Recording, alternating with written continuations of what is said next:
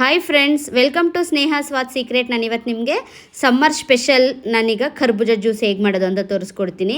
ಇದು ತುಂಬ easy friends ಮಾಡೋದು. ಈ ಸಮ್ಮರ್ಗಂತೂ ಏನಾದರೂ ಜ್ಯೂಸ್ ಕುಡಿಬೇಕು, ಏನಾದರೂ ಲಿಕ್ವಿಡ್ ಐಟಮ್ನೇ ಕುಡಿಬೇಕು, ಮಜ್ಜಿಗೆ ಜ್ಯೂಸ್ ಅಂಥದ್ದೇ ಇಷ್ಟ ಆಗುತ್ತಲ್ವ. ಬಟ್ ಆದರೆ ಬರೀ ಜ್ಯೂಸ್ ಕುಡಿದ್ರೆ ಎನರ್ಜಿ ಬರುತ್ತಾ? ಏನಾದರೂ ಎನರ್ಜಿ ಇರೋ ಅಂಥ ಜ್ಯೂಸ್ ಕುಡಿದ್ರೇ ನಮಗೆ ಸುಸ್ತೆಲ್ಲ ಕಡಿಮೆ ಆಗೋದಲ್ವ.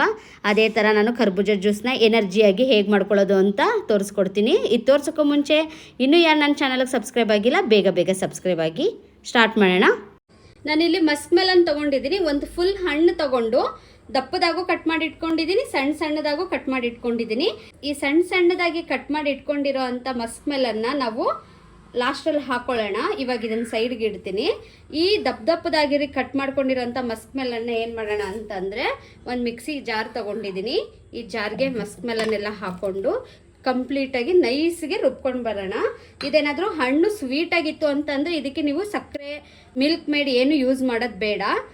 ಏನಾದರೂ ಸ್ವೀಟ್ ಕಡಿಮೆ ಇತ್ತು ಅಂತಲೇ ನೀವು ಇದಕ್ಕೆ ಸಕ್ಕರೆ ಆ್ಯಡ್ ಮಾಡ್ಕೋಬೋದು. ನಾನು ಇವಾಗ ಸಕ್ಕರೆ ಆ್ಯಡ್ ಮಾಡ್ತಾ ಇಲ್ಲ, ಹಣ್ಣೆ ತುಂಬ ಸ್ವೀಟಾಗಿದೆ, ಹಣ್ಣಾಗಿದೆ. ಹಾಗಾಗಿ ನಾನು ಯಾವುದೇ ಥರ ಸಕ್ಕರೆ ಯೂಸ್ ಮಾಡ್ತಾ ಇಲ್ಲ. ನೈಸಿಗೆ ರುಬ್ಕೊಂಡು ಬರ್ತೀನಿ. ನೋಡಿ, ಸೂಪರಾಗಿ ನೈಸ್ ಗ್ರೈಂಡ್ ಆಗಿದೆ. ಇವಾಗ ಇದನ್ನೇನು ಮಾಡೋಣ ಅಂತಂದರೆ, ಒಂದು ಮಿಕ್ಸಿಂಗ್ ಬೌಲ್ ತೊಗೊಂಡು ಈ ಮಿಕ್ಸಿಂಗ್ ಬೌಲ್ಗೆ ನೋಡಿ ರುಬ್ಕೊಂಡಿರೋ ಅಂಥದ್ದೆಲ್ಲ ನಾನು ಹಾಕ್ತಾ ಇದ್ದೀನಿ. ಇವಾಗ ಇದನ್ನು ಸೈಡ್ಗೆ ಇಟ್ಬಿಡೋಣ. ಇವಾಗ ನೆಕ್ಸ್ಟು ಇದಕ್ಕೊಂದು ಮಿಲ್ಕ್ ಪ್ರಿಪೇರ್ ಮಾಡ್ಕೋಬೇಕು. ಇವಾಗ ಪ್ರಿಪೇರ್ ಮಾಡ್ಕೊಳ್ಳೋಣ. ನಾನಿಲ್ಲಿ 1 ಸ್ಪೂನಷ್ಟು ಚಿಯಾ ಸೀಡ್ಸ್ ತೊಗೊಂಡಿದ್ದೀನಿ. ಈ ಚಿಯಾ ಸೀಡ್ಸ್ಗೆ ಒಂದು ಸ್ವಲ್ಪ ನೀರು ಹಾಕ್ಕೊಳ್ಳೋಣ. ನೀರು ಹಾಕ್ಕೊಂಡು ಇದನ್ನು ನೆನೆಲಿಕ್ಕೆ ಬಿಡೋಣ. ಇವಾಗ ಒಂದು ಸ್ವಲ್ಪ ಹೊತ್ತು ಸಾಕು, ಬೇಗನೆ ಎಲ್ಲ ಹರಳಿ ಸೂಪರಾಗಿ ಬರುತ್ತೆ. ಇವಾಗ ಇದನ್ನು ನೆನೆಗೆ ಬಿಟ್ಬಿಡೋಣ. ನಾನಿಲ್ಲಿ 1/2 ಲೀಟರ್ ಹಾಲು ತೊಗೊಂಡಿದ್ದೀನಿ, ಗಟ್ಟಿ ಹಾಲು, ನೀರೇನು ಹಾಕಿಲ್ಲ ನಾನು. ಇವಾಗ ಇದನ್ನು ಕಾಯಕ್ಕಿಡೋಣ. ನೋಡಿ, ಇವಾಗ 1/2 ಲೀಟರ್ ಹಾಲನ್ನ ನಾನು ಕಾಯಕ್ಕಿಟ್ಟಿದ್ದೀನಿ. ಇವಾಗ ಇದಕ್ಕೆ ಏನು ಮಾಡೋಣ ಅಂತ ಅಂದರೆ, ಅದು ಕಾಯೋವರೆಗೆ ನೋಡಿ ನಾನಿಲ್ಲಿ ಸಾಬುದಾನ ತೊಗೊಂಡಿದ್ದೀನಿ. ಇದೇನಪ್ಪ ಅಂತಂದರೆ ತುಂಬ ಸಣ್ಣದು ಬರುತ್ತಲ್ಲ, ಅದನ್ನು ತೊಗೊಂಡು ನಾನು ಮಿನಿಮಮ್ ಅಂದರೆ ಒಂದು 1/2 ಅವರ್ ಇದನ್ನು ನೆನೆಸಿಟ್ಕೊಂಡಿದ್ದೀನಿ ಫ್ರೆಂಡ್ಸ್. ಈ ಥರ ನೆನೆಸ್ಕೊಳ್ಳೋದ್ರಿಂದ ನೀವು ಗಂಜಿ ಥರ ಆಗಲ್ಲ, ತುಂಬ ಚೆನ್ನಾಗಾಗುತ್ತೆ. ಇದು ಸೂಪರಾಗಿ ಹಳ್ಳುತ್ತೆ ಹಾಲಲ್ಲಿ. ಹಾಗಾಗಿ ನಾನು 1/2 ಅವರ್ ನೆನೆಸಿದ್ದೀನಿ. ಇವಾಗ ಇದನ್ನು ನಾನು ಹಾಲ್ಗಾಕಿ ಚೆನ್ನಾಗಿ ಬೇಯಿಸ್ಕೊತೀನಿ. ಇದನ್ನು ಸಪ್ರೇಟಾಗೆ ಬೇಯಿಸ್ಕೋಬೋದು, ಬಟ್ ಆದರೆ ಹಾಲಲ್ಲಿ ಬೇಯೋದ್ರಿಂದ ಏನಾಗುತ್ತೆ ಅಂದರೆ ಟೇಸ್ಟ್ ತುಂಬ ಚೆನ್ನಾಗಿ ಕೊಡುತ್ತೆ. ಇವಾಗ ಹಾಲು ಹೋಗಿ ಬರ್ತಾ ಇದೆ. ಈ ಟೈಮಲ್ಲಿ ನಾನು ಈ ಸೀಮೆ ಅಕ್ಕಿ ಆರ್ ಸಾಬುದಾನ ನಾನು ಇದಕ್ಕೆ ಹಾಕ್ತಾ ಇದ್ದೀನಿ. ಇದು ಹಾಕಿದ್ಮೇಲೆ ಮಿನಿಮಮ್ ಒಂದು 10 ನಿಮಿಷ ಇದನ್ನು ಚೆನ್ನಾಗಿ ನಾವು ಬೇಯೋವರೆಗೆ ಚೆನ್ನಾಗಿ ಕುದಿಸ್ಕೊಳ್ಳೋಣ. ಒಂದು 10 ನಿಮಿಷ ಸಾಕು, ಇದು ಬೇಗ ಬೆಂದ್ಬಿಡುತ್ತೆ. ಯಾಕಂದರೆ ನಾನು ಇದನ್ನು ಆಲ್ರೆಡಿ ನೀರಲ್ಲಿ ನೆನೆಸಿರೋದ್ರಿಂದ ಹೆಚ್ಚೊತ್ತೇನು ಬೇಯಿಸ್ಬೇಕು ಅನ್ನೋ ಅವಶ್ಯಕತೆ ಇಲ್ಲ. ಜಸ್ಟ್ 10 ಮಿನಿಟ್ಸು ಬೇಡ, ಮ್ಯಾಕ್ಸಿಮಮ್ ಅಂದರೆ 10 ನಿಮಿಷನೂ ಬೇಡ, ಅಷ್ಟರಲ್ಲಿ ಆಗಿಬಿಡುತ್ತೆ. ನೋಡಿ, ಈ ಹಾಲು ಕುದಿಯೋಷ್ಟರಲ್ಲಿ ನಾನಿಲ್ಲಿ ಕಸ್ಟರ್ಡ್ ಪೌಡರ್ ತೊಗೊಂಡಿದ್ದೀನಿ. ವೆನಿಲಾ ಫ್ಲೇವರೇ ತೊಗೊಂಡಿದ್ದೀನಿ. ವೆನಿಲಾ ಫ್ಲೇವರ್ ಹಾಕ್ಕೊಂಡ್ರೆ ಮಾತ್ರ ಇದು ತುಂಬ ಚೆನ್ನಾಗಾಗೋದು. ಹಾಗಾಗಿ ವೆನಿಲಾ ಫ್ಲೇವರ್ ತೊಗೊಂಡಿದ್ದೀನಿ. ನೀವು ಯಾವುದೇ ಬ್ರ್ಯಾಂಡ್ ತೊಗೋಬೋದು, ಬಟ್ ಆದರೆ ಫ್ಲೇವರ್ ಮಾತ್ರ ವೆನಿಲಾ ಫ್ಲೇವರೇ ತೊಗೊಳ್ಳಿ. ಈ ಕಸ್ಟರ್ಡ್ ಪೌಡರ್ನ ನೋಡಿ ನಾನು ಈ ಸ್ಪೂನಲ್ಲಿ ಒಂದೇ 1 ಸ್ಪೂನ್ ತೊಗೋತಾ ಇದ್ದೀನಿ. ನೋಡಿ, ನಾನು ತುಂಬಕ್ಕೆ 1 ಸ್ಪೂನ್ ಆಗೋ ಥರ ಈ ಸ್ಪೂನಲ್ಲಿ 1 ಸ್ಪೂನ್ ಆಗೋಷ್ಟು ಕಸ್ಟರ್ಡ್ ಪೌಡರ್ನ ತೊಗೊಂಡಿದ್ದೀನಿ. ಇದಕ್ಕೆ ಯಾವುದೇ ರೀತಿ ಬಿಸಿನೀರು, ಹಾಲು ಏನು ಹಾಕೋ ಅವಶ್ಯಕತೆ ಇಲ್ಲ.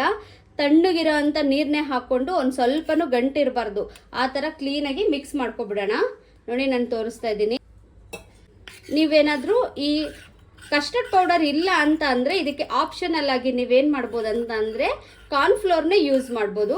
ಈ ಕಾರ್ನ್ಫ್ಲೋರ್ಗೆ ಒಂದು ಸ್ವಲ್ಪ ಬಾದಾಮ್ ಪೌಡರ್ ಬರುತ್ತಲ್ವಾ, ಬಾದಾಮ್ ಪೌಡರ್ನ ಮಿಕ್ಸ್ ಮಾಡಿಬಿಟ್ಟು ಈ ಥರ ಕ್ಲೀನಾಗಿ ಕಲಿಸ್ಕೊಬಿಟ್ರೆ ನಿಮ್ಮ ಕಸ್ಟರ್ಡ್ ಪೌಡರ್ ರೆಡಿ ಆಗುತ್ತೆ. ನೀವು ಕಸ್ಟರ್ಡ್ ಪೌಡರ್ ಇಲ್ಲ ಅಂತ ಅಂದರೆ ನಾನು ಹೇಳಿದ್ದು, ನಿಮಗೆ ಕಸ್ಟರ್ಡ್ ಪೌಡರ್ ಇದೆ ಅಂತ ಅಂದರೆ ನಾನು ತೋರಿಸೋ ಥರ ಒಂದೇ 1 ಸ್ಪೂನ್ ಕಸ್ಟರ್ಡ್ ಪೌಡರ್ಗೆ ಒಂದು ಸ್ವಲ್ಪ ತಣ್ಣೀರು ಹಾಕ್ಬಿಟ್ಟು ನೋಡಿ ಗಂಟಿಲ್ಲದೆ ಇರೋ ಥರ ಕ್ಲೀನಾಗಿ ಮಿಕ್ಸ್ ಮಾಡ್ಕೊಬಿಡಿ. ಇವಾಗ ಇದನ್ನು ಸೈಡ್ಗೆ ಇಡ್ತೀನಿ. ನೋಡಿ, 10 ನಿಮಿಷದಿಂದ ಚೆನ್ನಾಗಿ ಕುದೀತಾ ಇದೆ. ಹಾಗೆಯೇ ಹಾಲು ಕೂಡ ಗಟ್ಟಿಯಾಗಿದೆ, ನಿಮಗೆ ಗೊತ್ತಾಗ್ತಾ ಇರ್ಬೋದು ಅನ್ಕೋತೀನಿ. ಹಾಗೆಯೇ ಸೀಮೆ ಅಕ್ಕಿನೂ ಚೆನ್ನಾಗಿ ಬೆಂದಿದೆ ಈ ಸಾಬುದಾನ್. ಈ ಟೈಮಲ್ಲಿ ನಾನು ಆಲ್ರೆಡಿ ಕಲಸಿಟ್ಕೊಂಡಿದ್ದೆ ಅಲ್ವಾ, ಈ ಲಿಕ್ವಿಡ್ನ ಹಾಕ್ತಾ ಇದ್ದೀನಿ. ಇದು ಹಾಕುವಾಗ ಡೈರೆಕ್ಟಾಗಿ ಸುಮ್ಮನೆ ಹಾಕಬೇಡಿ, ಕೈ ಆಡ್ತಾನೇ ಇರಬೇಕು. ಕೈ ಬಿಡ್ತು ಅಂತಂದರೆ ಇದೆಲ್ಲ ಗಟ್ಟಿ ಆಗಿಬಿಡುತ್ತೆ. ನಾನು ಆಲ್ರೆಡಿ ಕಸ್ಟರ್ಡ್ ಫ್ರೂಟ್ಸ್ ಮಾಡಿದ್ದೀನಲ್ವಾ, ಆ ರೆಸಿಪಿಲಿ ನಾನು ನಿಮ್ಗೆ ಇದನ್ನು ತೋರಿಸಿದ್ದೀನಿ ಯಾವ ಥರ ಹಾಕ್ಕೋಬೇಕು ಅಂತ. ನೋಡಿ, ಕೈ ಬಿಡದೇನೆ ತಿರುಗಿಸ್ತಾನೇ ಇರಬೇಕು, ಇಲ್ಲಾಂದರೆ ಗಂಟಾಗ್ಬಿಡುತ್ತೆ. 1-2 ರಿಂದ 3 ನಿಮಿಷ ಈ ಥರ ತಿರುಗಿಸ್ತಾನೆ ಇರೋಣ. ಅಷ್ಟರಲ್ಲಿ ಇದು ಇನ್ನು ಮತ್ತೆ ಕುದಿ ಬರುತ್ತೆ. ನೋಡಿ, ಮತ್ತೆ ಗಟ್ಟಿ ಆಗಿದೆ ಎಷ್ಟು ಸೂಪರಾಗಿ. ಇದು ಆರಿದ್ರೆ ಇನ್ನೂ ಗಟ್ಟಿ ಆಗುತ್ತೆ. ಇವಾಗ ನೋಡಿ ಕುದಿ ಬರ್ತಾ ಇದೆ. ಈ ಕುದಿ ಬರೋ ಟೈಮ್ಗೆ ನಾನಿಲ್ಲಿ 3 ಸ್ಪೂನಷ್ಟು ಸಕ್ಕರೆ ತಗೊಂಡಿದ್ದೀನಿ. ಈ ಸಕ್ಕರೆ ಹಾಕೋತಾ ಇದ್ದೀನಿ. ನಿಮಗೆ ಸಕ್ಕರೆ ಬೇಡ ಅಂತ ಹೇಳಿದ್ರೆ ನೀವು ಇದಕ್ಕೆ ಮಿಲ್ಕ್ ಮೇಡ್ ಆದರೂ ಯೂಸ್ ಮಾಡ್ಬೋದು.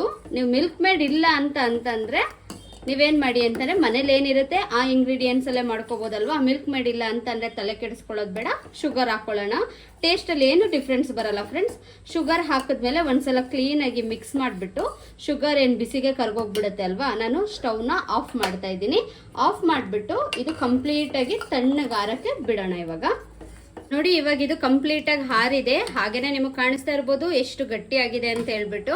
ಇವಾಗ ನಾನು ಇದನ್ನೇನು ಮಾಡ್ತೀನಿ ಅಂತ ಅಂದರೆ, ನಾನು ಆವಾಗಲೇ ತೋರಿಸ್ದೆ ಅಲ್ವಾ, ಈ ರುಬ್ಕೊಂಡಿದ್ದೀನಲ್ವಾ ಈ ಮಸ್ಕ್ ಮೆಲನ್ ಜ್ಯೂಸ್ ಒಳಗಡೆಗೆ ನಾನು ಇದನ್ನು ಹಾಕ್ತಾ ಇದ್ದೀನಿ.